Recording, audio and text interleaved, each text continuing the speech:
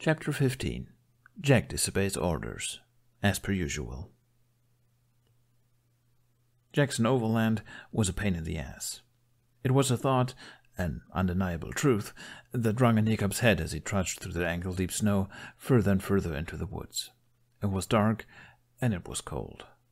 Hiccup was considering igniting Inferno just to keep his hands warm, but he was afraid it would attract unwanted attention. If there actually was anything alive to attract on this island. The deeper he ventured into the dark, the more he doubted that. He envied Jack for getting to stay behind, even if Jack hadn't seemed happy about it. Hiccup rolled his eyes. It shouldn't be much of a problem. Not to someone like Hiccup, whose entire circle of friends was made up by quite a varied array of the different flavors of idiot. He wasn't going to start ranking them from most idiotic to least idiotic, but one thing was for certain, and that was that none of them were excluded. Not even Hiccup himself. Definitely not Hiccup himself. Thing was, Jack was an entirely new type of idiot that Hiccup had yet to get accustomed to. Sure, it had been a month, and Hiccup had learned quite a lot about Jack in that time. He still did things that made Hiccup wonder what in Odin's name was going on inside that head of his, but for the most part, he'd stopped getting surprised by Jack's behavior. Or so he'd thought. He glanced behind himself, but the hilltop he had left Jack and the dragons on was long gone. He turned back ahead and started inching his way down a small slope, careful not to slip on his prosthetic. Just when Hiccup had started to feel like he was getting used to that particular flavor of idiot, Jack had proven, once again, that he was never going to stop surprising Hiccup. It wasn't entirely Jack's fault. He'd been unconscious after all, and Hiccup was the one who'd agreed to sharing a bed with him anyway, and also put an arm around him, like some kind of smooth, confident bastard, which Hiccup absolutely wasn't, and they both knew it. But he'd done it anyway. Maybe if he hadn't, he wouldn't have woken up when Jack started writhing in his sleep. So he'd lied. The thunderstorm wasn't what had roused him. Stormy weather wasn't unusual, and Hiccup had slept through worse. What he hadn't slept through before was someone thrashing around and making the comfort of Hiccup's bed a safety hazard. Still, that wasn't what had rattled Hiccup the most. It was frightening seeing Jack twist and turn so violently in his sleep, but worse was the way he'd been pleading. Some of it had been hard to catch, or impossible to understand without context, but there were certain things he'd said, things Hiccup couldn't stop thinking about. His metal leg got stuck on a root under the snow. Hiccup yelped and tumbled down the slope face first. He rolled to a stop at the bottom with a wonderful sensation of snow inside his tunic. He heaved a great sigh, but quickly got to his feet. It was too cold to stay in the snow, no matter how much Hiccup wanted to wallow dramatically in self-pity. He just had to get to the meeting point, which was, 3 hours away? 4? He guessed he'd been walking for about 2 hours at this point, but it was hard to say. He wondered how far the others were. If this island really was void of life, as Hiccup suspected it was, he expected to be the last one to the river. Try not to cross the river. Hiccup shuddered, but this time it wasn't because of the cold. Jack's nightmare had been about drowning.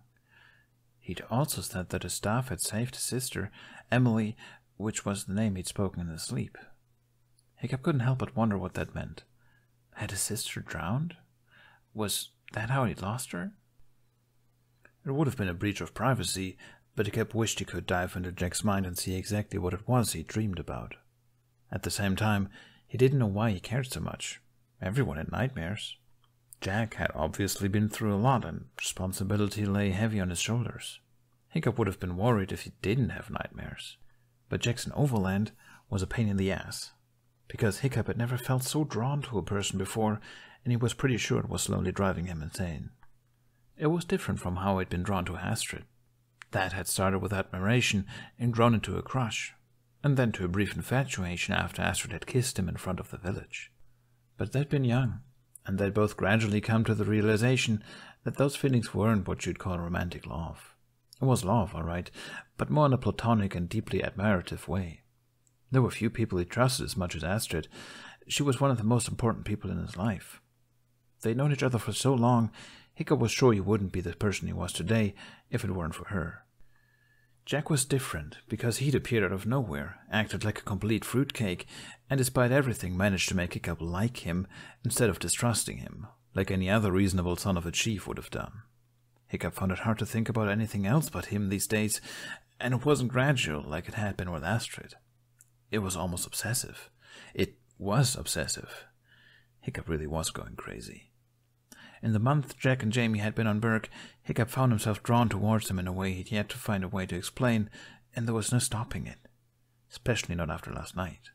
He comforted himself by saying that he was only this curious about Jack because he was so mysterious, to the point where it often felt like he did it on purpose, and the nightmare made even more questions flood to Hiccup's mind. And it didn't have anything to do with how close they'd been, or how Jack had snuggled up to him, or how relieved his expression had been when he woke him from his nightmare and met Hiccup's eyes. Hiccup took a deep breath. He browed out Inferno and ignited it in an attempt to drag his thoughts back to the present. Not knowing was chewing him up from the inside. It was infuriating. And now Hiccup was supposed to be focusing on this absolutely freezing training drill, but all he could think about was Jack gradually relaxing under his touch, wondering why he was so jumpy about being touched in the first place. Jackson Overland, he murmured, pronouncing the name like an incantation. Who are you? He didn't expect an answer, but a cold wind made the trees around him shudder. Hiccup chewed on the inside of his cheek, wondering for the millionth time what it was that made Jack tick. All the things that he'd done and said had to make sense in some way or another. Fruitcake or not, he knew the boy wasn't actually crazy.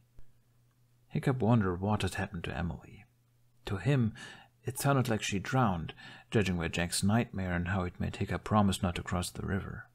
No wonder why he'd been so protective of Jamie. He'd already lost his little sister. Hiccup had watched Jack as he talked about her, and it wasn't hard to see how much he loved her. Hiccup had to help them get home. But then there was the mystery of how they'd gotten to Berg in the first place. How did one get so far into the archipelago without anyone noticing? How had Jack never even heard of the place? It didn't make any sense, and Hiccup's insides were screaming from not knowing. This whole situation was so ridiculously nonsensical, he could almost believe that it was all just an intricate shared hallucination. And now Jack was back there with the dragons. Hiccup shouldn't feel guilty about it, but he did. It was annoying. And there was another thing he felt guilty about. A thing he didn't really want to admit, but it would have been stupid to pretend that the thought hadn't been there and didn't still linger. The faint pang of relief he'd felt when Jack informed him that Emily was his sister and not, well, an old flame or anything like that. How could Hiccup be so selfish and think about that when Jack was telling him he'd lost his sister? And why did this information matter to Hiccup in the first place? The most obvious answer to that question didn't make any sense either. Not in Hiccup's case. He didn't feel that way about him. Jack was just fascinating. A good person. Of course Hiccup would be drawn to him. The relief he felt was probably just simply... He shook his head again, frustrated. He'd figure it out later. He was on a training drill for Thor's sake. There was another cold gust of wind, much stronger than before. It howled through the forest, and Hiccup shielded his face with his arm. His teeth clattered. This wasn't the beginning of another storm, was it? The wind stilled. A creeping feeling went up Hiccup's spine. He looked around. Inferno provided a little light, but all of a sudden, the shadows around him seemed so dark it was almost suffocating. Was he being watched? He stood still for a few long moments, waiting for something to happen. He didn't know what he was waiting for. He didn't even know why he felt like he wasn't alone.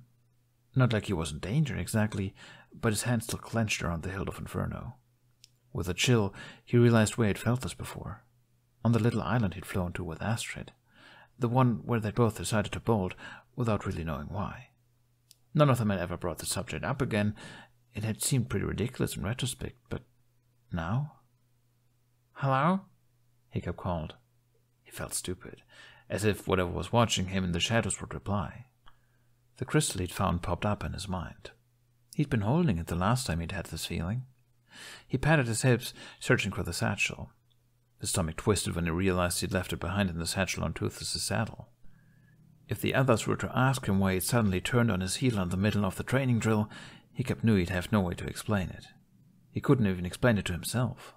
Why on earth did the realization that he'd forgotten the satchel fill him with so much dread? The wind picked up again, and to Hiccup's horror, the flames on Inferno went out like a match. That wasn't supposed to happen. With the monstrous nightmare gel, the flames couldn't be extinguished by just wind alone. But with a hiss, the last of the flames died, and the shadows enveloped Hiccup like the hand of a giant. He set into a run. Jack's body shuddered as he woke up. For a moment, he didn't remember where he was. He was pleasantly warm, and he was wrapped in a dark cocoon. Toothless. Toothless' breath was slow and even, and Jack thought he heard the faintest sound of snoring. He shifted carefully, lifting his head from the dragon's scales. Never tickle a sleeping dragon. Where had he heard that again? His head felt fuzzy. He dreamt about the Guardians. At least, he thought it was a dream, even if it felt painfully real. And North in his dream had insisted that it wasn't a dream, but that wasn't possible, wasn't it? Jack pressed his lips together.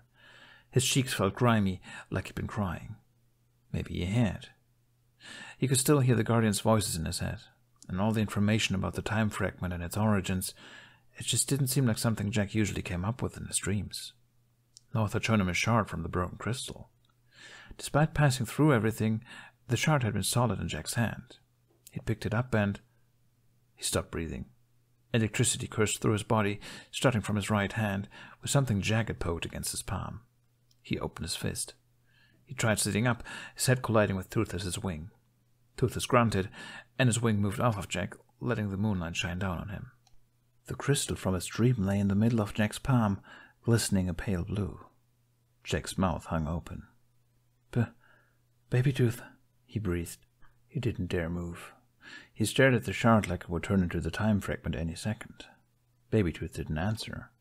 Carefully, Jack brought his free hand to his shoulder, but Baby Tooth wasn't there anymore. His gut twisted. Baby Tooth? He tried again. Toothless was watching him silently. The other dragons were still asleep. Maybe she'd gone to look for the Snow Queen already. Or worse, maybe something had happened while Jack was asleep. Maybe there really was something magical about this island. How else could he explain this? It hadn't been a dream. Jack didn't know whether to laugh or cry. His mind was spinning. Bells rang in his head like an echo from North's workshop. He really had been there. He'd seen the Guardians again. Bunny, North, everyone. And Baby Tooth had been there. But where was she now? He tried calling for her again, getting to his feet. The other dragons stirred awake at his voice, but still there was no sign of any Tooth Fairy. Jack tried to even out his breathing, begging himself not to start jumping to conclusions. He couldn't panic here. It would do no good. She was probably just exploring the island while Jack slept, or maybe she was still back there, with the Guardians. It was Jack who had touched the crystal after all, which had ended the dream, vision, whatever it was. His chest wrung at the idea that Baby Tooth might still be there without him, and maybe she wouldn't have a way to come back to the past. Not when Jack had the crystal. He swallowed heavily. He called for Baby Tooth one last time and waited. No answer. Okay, he breathed, running a hand over his face. She's all right. She's probably all right. I just have to... He stared at the crystal. He'd have to put it somewhere safe, but some of the others wouldn't find it. It was too dangerous. He didn't know what it could do. If he ended up hurting Hiccup, or any of the others the same way he'd hurt Jamie... No. He patted himself down in an unsuccessful search for a pocket before pushing the crystal into his boot. He grabbed his staff and took a few moments to calm his heart. Then he looked around himself and saw that the dragons had gone back to sleep, apparently not interested in watching Jack battle an incoming breaking point. Toothless was the only one still awake, his green eyes half-lidded as he peered at Jack. Toothless, Jack whispered. I'm going to need a favor. You have to watch over the rest of the dragons for me, do you understand? I'm just going for a walk. I have to find someone. And I won't be long. At least, he hoped he wouldn't. He didn't know how long he could last in this cold. He didn't know if Toothless understood, but at least he didn't follow Jack when he started trudging his way through the snow down the hill. Jack wrapped his cloak around himself the best he could and tried not to think about the feeling of the crystal against his chin. He ventured into the forest and immediately wished he'd brought a torch or something. At least the sky had cleared, so the moon and the stars offered him a little bit of relief against the ominous darkness. He had a bad feeling, but that didn't stop him from wading on. It was natural to be afraid of the dark, especially a dark forest, and especially for someone like Jack, who'd had enough unfortunate experiences in those. Besides, North had told him he was on the right track, looking for the Snow Queen. He'd heard of her before. Jake knew it was partially because North would rather want him doing that than attempt to create another time crystal or something dangerous like that. Not that Jack would have had any idea how to do it, but Jack felt just a tiny bit more motivated to do this than he previously had. He just hoped Babytooth was okay. This task would have been a little less daunting with her by his side. Sandy had said something about the Snow Queen too, but Jack didn't want to think about that. For now, he'd focus on trying to find her. Hopefully, she really was more than just a legend. Jack thought about the Guardians, how weary North had looked, how relieved Sandy and Tooth had been to see him. He thought about Bunny's carefully controlled behavior, as if he'd struggled to keep his emotions in check just as much as Jack had. He thought about Babytooth reuniting with the other Tooth Fairies, and how overjoyed Tooth must have been to see her. And he thought about Jamie's family. Jack couldn't stop imagining how Sophie had reacted upon hearing of Jamie's disappearance. So often she looked up to Jamie like he was the sun. Her big brother couldn't just vanish like that, not for good. Jack would make sure of that. She wouldn't lose her brother like Emily had lost hers. So Jack walked deeper into the forest. He didn't know where he was going, and he hoped he'd be able to find his way back. He didn't even know what he was looking for. Some kind of feeling, surely? A hint of magic that would lead him closer to the Snow Queen. Even if he wasn't a spirit anymore, humans did have the ability to sense things like that. At least he hoped so. Minutes passed. Long, freezing minutes, seeping painfully into his bones. His fingers were stiff, and the wind stung his face. His teeth clattered. He looked back and saw his trail of footprints. As long as it didn't start snowing again, he should be able to retrace his steps back to the dragons. He had nothing to be afraid of. He told himself that, even as the forest around him echoed with noises he wouldn't try to identify. He just had to keep a cool head. Instead, it felt like everything but his head was cold. A while longer, and Jack spotted a light in the distance, a clearing. There was no feeling or anything like it that would suggest that there was anything special about the place, but Jack headed towards it anyway. The darkness was beginning to feel claustrophobic. The powdery snow faded into a glass-like reflection on the ground as Jack stepped out onto the clearing. A pond, he noted. He wasn't surprised. That was just his luck, wasn't it? He treaded carefully, moving around the edge of the ice. The moon shone down on him, bathing the clearing in a silvery light. Jake brought both his hands around his staff, looking around himself. He took a deep breath. "Is anyone here?" he asked. He didn't yell, afraid the echo would carry his voice all the way to the others. If there really was anyone else nearby, he hoped she was close enough to hear him. I'm standing by a pond. He felt ridiculous. My name is... He hesitated. My name is Jack Frost. I came here looking for... well, just anyone who might be able to help me. I've heard stories about someone called the Snow Queen. Are you here? He waited. All he heard was the wind in the trees. Jack was tempted to go back. He was cold and Toothless might start looking for him if he was away any longer. Hiccup or one of the others might call for the dragon soon. The forest seemed so empty, he couldn't imagine anyone, even a spirit, wanting to hang out around this place. If only he had been a spirit himself, that would have been a whole lot easier. Now he felt like he was speaking to a wall that he would have had the power to climb over if he still had his powers, or better yet, fly over. The thought made him grit his teeth. "All right, listen," he started, straightening his back. "Snow Queen, or whatever kind of spirit that might be lurking around here. I'm not an ordinary person. And I don't mean that in a boastful way. I mean it in and I'm not an entirely human kind of way. The people around here might think you're just a legend, but that's not true, is it? I should know. Or at least I'm supposed to be a spirit as well." He paused, twirling his staff restlessly in his hands. "Something happened, and I need your help. Whoever you are, please?" He grimaced. He sounded like a child. The silence around him seemed even quieter than before, like was taunting him. Jack felt his heart sink. He started to turn back around, but then something touched his face. He looked up. A snowflake. With a jolt of alarm, he made to go back so that snow wouldn't cover up his footsteps, but then something else caught his attention. The snowflakes. They weren't moving like snowflakes were supposed to move. He watched as they floated across the pond, whirling around each other. They came from every direction, the woods, the ground, the sky, and met in a tiny whirlwind in the center of the ice. Jack's body felt paralyzed as he watched the whirlwind close in on itself until the snowflakes formed a figure. Jack took a step backwards. She was breathtaking. Jack had never been one to take much notice of anyone's beauty, and now he wondered if it was because nobody was truly worth taking notice of compared to the face looking back at him. Her gaze, though soft and wary, was so piercingly bright, Jack wanted to look away. At the same time, he couldn't bring himself to look at anything else, afraid that if he even blinked, the woman would dissolve into snowflakes again. Her hair, like Jack's it used to be, was a silvery white. It tumbled over her shoulders and down her chest in slightly unruly, yet elegant waves.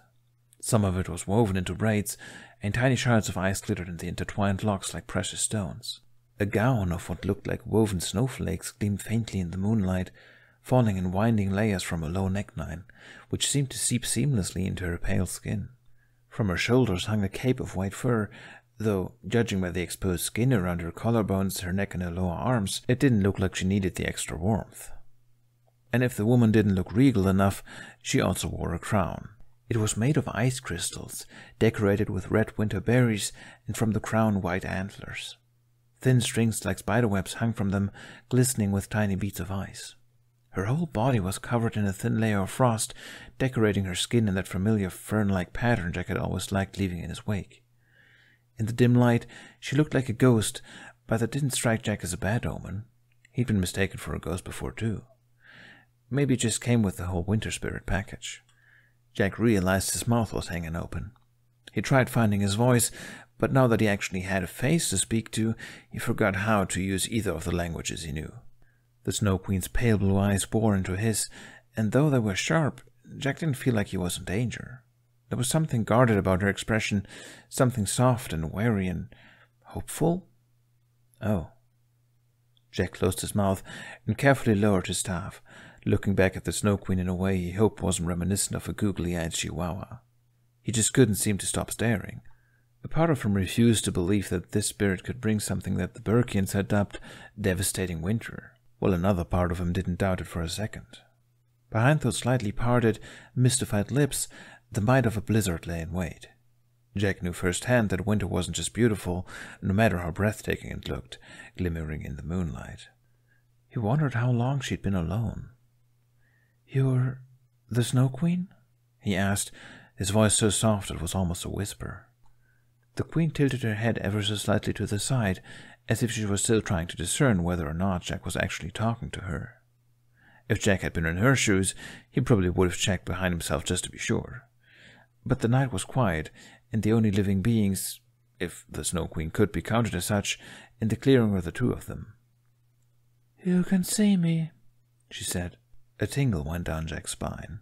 Her voice felt like the first fall of snow, quiet, gentle, but with a silent reminder of the biting winter nights that were to come. Jack nodded. "Yes," he said, taking a tentative step forward. He smiled. "I can see you." The Queen looked puzzled. Her brows furrowed ever so slightly as her eyes went up and down Jack's body. She raised her chin. "You stand before the Queen of Winter," she said, and there was a slight change in her tone. Sharper, authoritative. A tone that Jack normally would have detested and disobeyed out of pure spite had the circumstances been normal. But he understood what she wanted, and just to wipe that guarded expression off her face, he didn't mind humoring her. He bowed, but probably not as deeply as he should have. It seemed to be enough for the Queen, though there was a new glint in her eyes when he straightened again. Not exactly a smile, but maybe a small step towards it.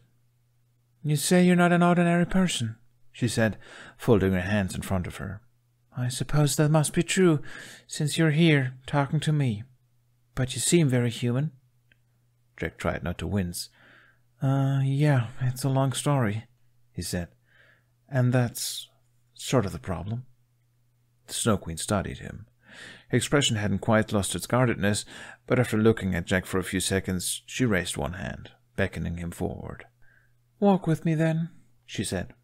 "I don't know if I have any power to help you with your problem, but—" The corners of her lips twitched upwards, like she had known how to smile once, but had forgotten it with time. You must be cold. There are more comfortable places to speak than this. Jack was cold. He'd completely forgotten about it when he'd spotted the Queen, along with his ability to speak, breathe and blink. Now it was all coming back, and a shudder ran through his body. He gritted his teeth to stop them from clattering, and sent the Queen a grateful smile. He took a step forward, and felt the ground turn hard. He froze, not in the literal sense, and looked down. Following the Queen had seemed like the easiest thing to do a second ago, but feeling the ice beneath his feet hurtled him back to reality. In this cold, the ice should be more than thick enough, but there was no way to know for certain. It's okay. Jack looked up at the Queen again. Her face had softened just a fraction. The ice won't break. Not while I'm here. Are you sure? Jack asked without thinking, before wondering if it was wise to question royalty, or at least someone who perceived themselves as royalty. The Snow Queen didn't look like she thought it wise, but at least she didn't look angry, just a little exasperated. I am the Snow Queen, she said. Winter bends to my will. Come along, Jack Frost. Jack Frost. Jack felt a smile spread on his face. He hesitated for just a moment longer before he tentatively took a step forward. The ice felt like solid stone. It won't break, he told himself. He didn't need to be a winter spirit to see how unlikely that was. Besides, he was the Queen of Winter. Jack would be lying if he said he didn't feel a twinge of envy at those words, telling him it was safe. If he could trust anyone, it was her. His steps grew more confident as he went further across the ice, until the only apprehension left was there, because he didn't want to slip and fall on his ass in front of the Snow Queen. He kept his eyes on the ground and only looked up when he came close to her. And he continued to look up. This close, he realized she was taller than him. Considerably taller. Her blue eyes, so pale and brilliant they were almost white, looked down at him in a way that made Jack feel like she could see right through his skin to his bones and veins. He slipped anyway, and to his surprise, the Snow Queen grabbed his arm and steadied him. Oh, she said, the caution in her eyes subsiding, like she'd surprised herself as well. Don't hurt yourself. Jack's face felt unbearably warm against the cold. He gave an awkward laugh and took a small step away from the Queen. Sorry, he managed, brushing his hair out of his eyes. Since becoming human again, he'd slipped and fallen so much it almost didn't faze him anymore, but at the moment it made the idea of the ice breaking seem not so bad after all. But then the Queen's face relaxed into what looked like a slightly reluctant but genuine smile, and Jack decided his clumsiness was worth it. The Snow Queen led him deeper into the forest towards the mountain. She kept her gaze ahead the entire time, except when she glanced at Jack. The only thing betraying her emotions was a slight furrow in her brows. Jack marveled at the way her hair fell down her back, reaching her hips. Among the locks were several tiny braids, like she spent her time idly doing and undoing them. Jack supposed there weren't many entertaining activities to do in a place like this. Is this your home? He asked. The Queen turned to him with a blank look. This island, I mean. She made a quiet humming noise. I suppose, she said. Among other islands. Wherever winter is, my kingdom is as well. Jack frowned. But you hurt me, he said, when I called for you. Yes, the Queen said, but I wasn't here then. I merely heard your voice and followed it here. Before that, I was further north, someplace without plants or animals, only ice and snow. The North Pole? Jack asked, but was just answered by another blank look. He gave a sheepish smile. I guess you don't call it that. The Queen peered down at him for a few more seconds without stopping in her tracks. She stepped effortlessly around trees and shrubs like she knew where everything was down to the smallest pebble. Jack Frost, she said. Hearing his name in her voice made goosebumps run down Jack's arms. What a peculiar name. You're not from here, are you? I'm not, Jack confirmed, putting it mildly. And you came here for my help, the Queen continued. You say you're supposed to be a spirit? What do you mean by that? Jack tried not to let the hesitation show on his face. He weighed his words carefully. Up until 1 month ago, he started, I was a winter spirit, like you. The Queen raised an eyebrow at that, but Jack continued before she could say anything. We were attacked by a powerful sprite, and in our attempt to escape it, we ended up here. Well, Not here, but in the archipelago. But I didn't escape unharmed, so to say. I think it took away my powers, and now we have no way to return home." He left out the part about the time travel in fear that she might ask about the future, especially after what Sandy had told him about the Snow Queen's mysterious disappearance. Surely she would understand what that information might mean for her. The Snow Queen's eyes went distant. "The blizzard," she murmured. Jack's heart skipped a beat. "The blizzard?" he repeated. "The one that appeared when we arrived? Was that you?" "No," the Snow Queen said. "It wasn't me." She didn't elaborate. Turning her gaze ahead again, she continued walking without a word. Jack struggled to trudge through the snow, but the Queen didn't seem to have any problems with it. She had no footprints either. It looked as she waded through the snow like water. After a while, the darkness of the forest almost seemed to fade away. Like fog, it retreated away from them, letting Jack see more of the nature around them. There was something about this place that felt different from before. The trees were all covered in frost. Icicles hung from their branches. Frozen bushes or red berries studded the otherwise silvery scenery. Another couple of minutes passed before Jack realized that it wasn't just the beauty of the place that set it apart from the rest of the island. Everything had gone completely silent. All Jack could hear was the sound of his own footsteps. "You said we." The Snow Queen still didn't meet his eyes. "Are there other people like you?" "I'm the only one who used to be a spirit," Jack said. "That's not what I mean," the Queen said, and her gaze flickered downwards. "I meant if there are more people who would be able to see me." "Oh." Jack felt his heart sink. He tried his best to sound upbeat when he answered her. "I heard about you from my brother, who heard about you from the other kids. I think a lot of people on Berg know of you. I know my brother believes in you. If he were here, I'm certain he would have been able to see you." "Knowing my name is not enough to make them see me," the Snow Queen said, sending Jack a curious look. "You are the first exception." Jack tried reading her expression, but it was as impossible as reading runes. How long?" he asked. The Queen held his gaze for a few more moments before she looked ahead again. "Long," was the short reply. They continued in silence for a while. "Do you have a name?" Jack asked, before adding jokingly, "Or do I just call you the Snow Queen?" "I don't," the Queen said, which made Jack search her face for any sign that she was joking. But she didn't seem like the type. "You can call me Your Majesty." No sign of a joke. Jack bit the inside of his cheek, forcing back a laugh. Honestly, she was called the Snow Queen, but it wasn't like she had any actual kingdom to rule, was it? Maybe she'd used to have that, Jack pondered. If she was a spirit, and not a sprite, she used to be someone else before becoming the Snow Queen. It felt awkward in Jack's mouth, but he abided, mostly just to be nice. "Your Majesty," he managed. "All right then. You really don't have a name?" The Queen didn't answer. Maybe she didn't feel the need to, since she'd already told him. Jack decided just to call her Snow. Maybe not out loud, yet. "And you are Jack Frost," Snow said. "Just Jack is fine," he replied with what he hoped was an easygoing smile. Looking at her still made him feel tingly and nervous, which was both exciting and annoying at the same time.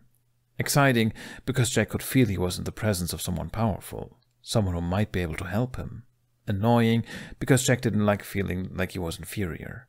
It reminded him of all those years he'd spent watching the Guardians, the Big Four, from a distance, with a mix of admiration and envy. It was even worse now that he was human, and Snow was the one with the winter magic. But he wouldn't let those feelings show. It wasn't like it was Snow's fault. "Jack," Snow said, and she smiled in that stiff way again. At least she tried. "Your story is fascinating. I don't know if I'll be able to help you, but you seem like an honest person. If there's anything I can do, I will." Jack tightened his grip around his staff. "Thank you," he said. His voice was a bit shaky. He was so relieved. Snow nodded, then looked ahead again. "There it is," she said. Jack followed her gaze. There, a stone's throw away, Jack saw another clearing. As they got closer, the trees got scarcer and the snow gradually turned to ice under their feet. Jack could tell there was no water underneath it. This ice was magic, created to resemble a road. It wasn't slippery either, and it made a pleasant tapping sound as Jack walked.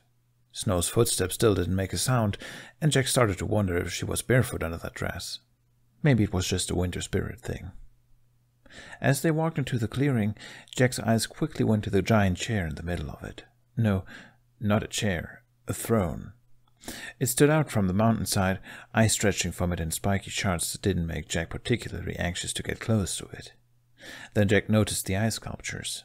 Sculptures of animals, dragons, even a few people. The likeness to reality was so impressive, it was almost creepy. Jack felt another twinge of envy. He'd never been able to create something with that level of detail. Then again, Snow made it seem like she was more dependent on her season than the other way around. She couldn't go anywhere winter wasn't. She was forced to stay here, on a cold, dark island not even dragons inhabited, as far as Jack had seen.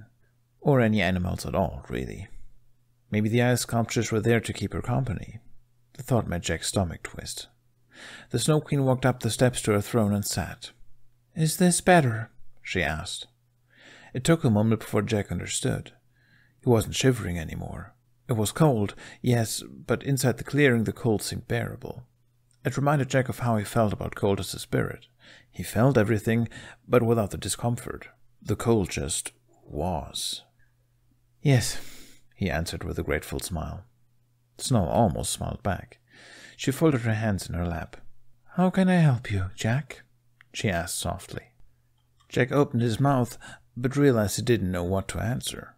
He'd focused so much on finding the Snow Queen, he hadn't thought about what he would do if he actually found her. He'd never heard about any spirit losing his powers the way he had. But if it really was the same thing that happened to Bunny when the time fragment attacked, his powers should come back gradually. Unless they were taken away for good in his case, since they were swallowed by it. I don't know," he admitted. "I was hoping that somehow you could help me get my powers back." "Powers which you lost," Snow said, "in the battle against the sprite. What kind of sprite was that?" Well, it wasn't exactly a sprite." Jack shifted his weight, bringing his other hand up to hold around his staff. "I'm not sure what to call it. It was created by humans, drawn from time itself. Only it didn't go well, and they had to split it into fragments, and—" He trailed off when he realized Snow was giving him a questioning, slightly doubtful look. Jack shrugged. "Look, I don't really understand it either." "Time?" the Queen repeated. "Drawn from time itself? What do you mean?" Jack's mouth felt dry. He couldn't keep information from her, not if she was going to help him. "I mean it's an entity that can bend time," Jack said.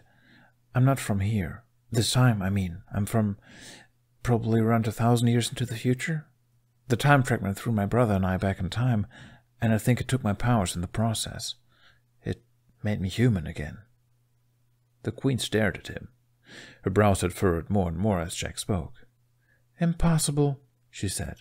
"That's what I thought too," Jack said with a helpless smile. Snow's hands were clasped tightly together. "And you were a winter spirit like me?" she asked, her voice going quiet. I thought I was the only one." Jack nodded. "There are a few minor winter sprites, but I get what you mean," he said. He looked down at his feet. "I'm useless without my powers. There's a chance that they might come back, but I haven't heard of anyone having this problem before, and I kind of don't want to get them back the same way I got the powers in the first place."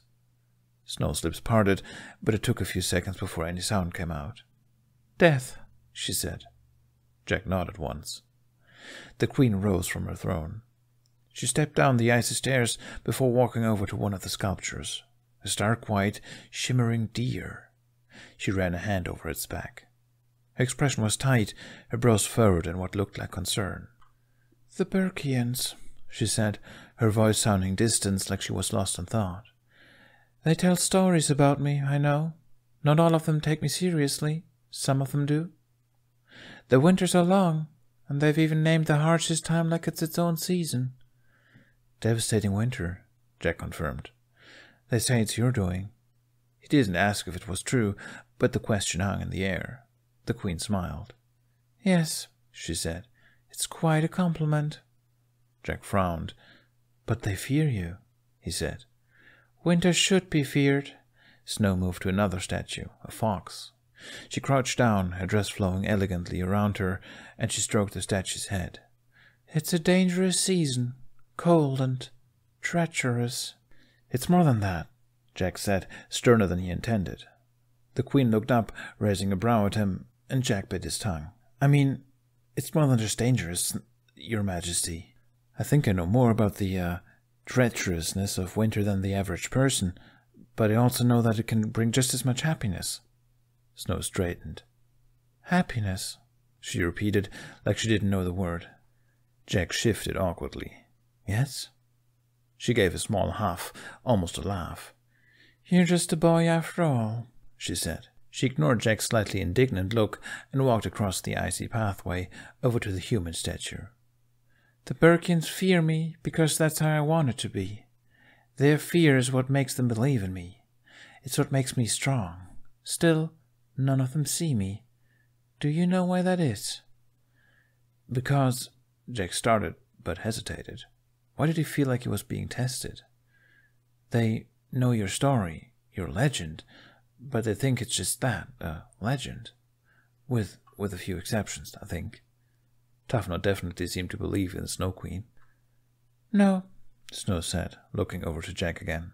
Her fingers were lightly tracing the cheek of the human statue. Even if they do believe in me, they wouldn't be able to see me. Jack's frown deepened. How do you know? He asked. Because that's how I want it to be. She let her hand fall and slowly walked over to Jack.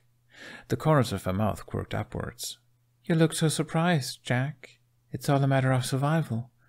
If they can't see me, they can never know what they are up against. Keeps them on their toes. It fuels me. But aren't you lonely? Jack asked. His brain was having trouble registering what he was hearing. It was almost like talking to pitch again. There are other ways to be powerful. I never used winter as a weapon, and I was powerful. Snow stopped in front of him. Her expression was indiscernible. Gently, she reached for Jack's face, and Jack couldn't bring himself to step back. Her fingertips grazed his cheekbone like she'd done to the statue. Such sadness in you, she said softly. It was Jack's turn to look guarded, but the Queen didn't seem to pay it any mind. Quiet and fragile. And yet I do sense there's something special about you, something deep inside. The swell of hope in Jack's chest was almost painful. Magic? He breathed. The Queen let her hand fall. She began circling Jack with a calculating look on her face. Perhaps, she said. It does feel familiar, but also slightly different. I felt it before, the day of that blizzard. Wild and strong, but pointless. Pointless? Jack repeated, confused. Nothing to fear, no, Snow said, and Jack wasn't sure if she was answering his question or if she'd heard him at all. Her voice had gone distant again. You can see me. You want my help. You. Jack Frost. She paused. Jack wanted to turn around, but felt it would be rude somehow. Like he didn't trust her to be behind him. Yes, you're something special. I'm sorry, Jack. It's all a matter of survival. Jack's heart skipped a beat. What are you? He started, attempting to turn around, but his feet were firmly planted onto the ground. He looked down and saw that they were covered in ice. His breath left him, and he turned his head. The Snow Queen had her hand raised. It was glowing white. Then there was a bright light. Jack clenched his eyes shut as he was hit with a wave, not of cold, but of heat. The shrill sound made his ears ring, and he was finally aware of getting tossed through the air and then hitting the snow. He gasped for air and blinked his eyes open. A huge, dark figure loomed over him, emitting a low, furious growl. Toothless, Jack croaked. The dragon looked down at him briefly, his pupils narrow slits. Something green flew down from his head, flickering rapidly in front of Jack's eyes. Baby Tooth? Toothless looked back, and Jack followed his gaze. The Snow Queen was pushing herself up from the snow, looking stunned. Her expression darkened with fury when she saw Toothless. She looked nothing like the woman Jack had first seen on that pond, the contrast so stark it made Jack wonder how he could have been so naive as to trust her, just like that. She'd seemed so tentative and lonely, but now Jack realized that he had just seen what he'd wanted to see. A winter spirit in which he wanted to see a companion, someone he could look at and see himself. She dispersed into snowflakes, and Jack staggered to his feet. Toothless bared his teeth, looking around wildly, but the Snow Queen was nowhere to be seen. Until she was. Both Toothless and Jack spotted her too late. Something collided with the side of Jack's face, right where snow had touched him earlier. The force was strong enough to send him sprawling again. For a moment, his vision was completely white. When he came to his senses, the world was blurry, and there was silence. Jack shakily pushed himself up. It felt as if he was moving through mud as he turned around and saw Toothless lunging at the Snow Queen, dodging her magic while attempting to hit her with a plasma blast. The world went dark for a second before coming back again. Jack was losing consciousness. His staff. Where was his staff? He spotted it in the snow a few meters away. The world spun too much. Jack couldn't get to his feet. He started clawing himself through the snow. His vision was fuzzy, and Jack came to the slow realization that it was because it had started to snow. The Snow Queen's magic made the air pulsate with energy, but Jack couldn't turn around to look. He needed his staff. The cold was unbearable, worse than it had been ever since they had landed on this island. It spread from Jack's head and through his entire body, making him feel like he was slowly turning to ice. Maybe that was exactly the case, he thought faintly. Through the ringing in his head, he began hearing a voice, and the world shimmered in and out of focus. In 1 second, he was dragging himself towards the staff, and in the next he was someplace else, somewhere in the middle of a snowstorm. Jack caught a glimpse of a cave and became suddenly highly aware of the pressure against his shin where it hidden the time crystal. Jack grabbed his staff and turned around. He couldn't see the Snow Queen, but Toothless was bounding towards him. He could hear a faint but frantic chirping, and Jack somehow got the message. He started reaching for Toothless, and Toothless managed to scoop him up with his head, making Jack slide onto his back.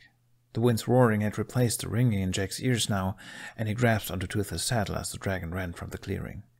Wind made snowflakes slash Jack's face and hands like a whip, and with it came another voice that sounded like the blizzard itself.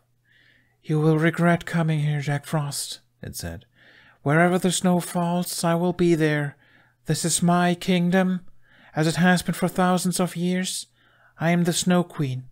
Winter belongs to me." The voice faded, as did the rest of the world. He jolted back awake when Toothless gave an ear-splitting roar. Jack responded with a weak groan. He tried to open his eyes, but his body felt paralyzed. Babytooth tweeted from somewhere beside him, but Jack didn't understand her. "Toothless?" The new voice sounded vaguely familiar. All he could think of was to convey one urgent message. He spent the rest of his strength to push himself upright. "Go," he managed to wheeze. "Oh, gods." Hands were cupping Jack's face, then running down his shoulders. When Jack managed to open his eyes, they met Hiccup's green ones, wide and filled with horror. "Jack, what happened? What's wrong?" Jack tried grasping Hiccup's hand. "Run, Hiccup. You have to run," he whispered, his voice quavering violently from the cold. "Find the others. Leave the island. Quickly." The darkness at the edges of Jack's vision was quickly closing in on Hiccup's face. Hiccup's mouth moved, his face coming closer, but his words sounded nonsensical. Jack tried warning him one more time, but he didn't know if he made any sense either. He didn't have the strength to keep his eyes open, and his body went limp on Toothless's back.